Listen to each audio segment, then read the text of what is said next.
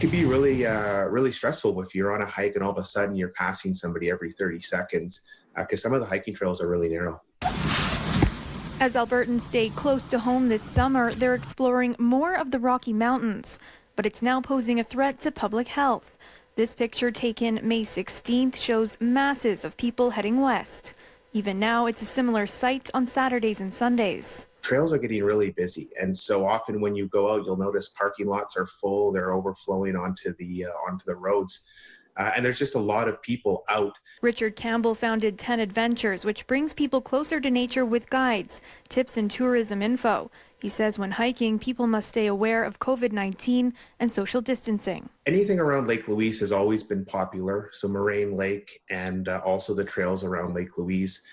In the last few years, we've seen the Kananaskis area and the area around Canmore become much more popular. So it might be best to avoid the busy spots, especially on weekends, and try out some lesser-known areas. I found this spot just by Googling hiking in Calgary. You can find trails that aren't as busy. So, for example, the Smith-Dorian, the highway that runs parallel to Highway 40 in Kananaskis. Going into Kootenay National Park, you'll find the trails are less busy there.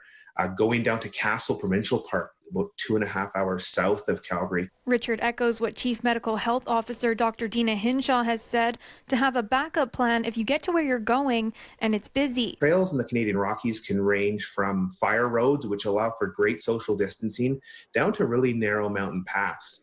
And so you should be aware of what type of trail you're going on. But Richard says there are also other ways that heading to the mountains is imposing on our safety during the pandemic. Some obvious things like not sharing water bottles and food. A lot of people are carpooling again, so that puts you into an enclosed space. They do recommend to wear a mask if you're going to get within 6 feet of somebody else.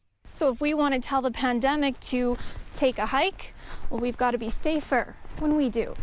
In Calgary, Taylor Braat, City News.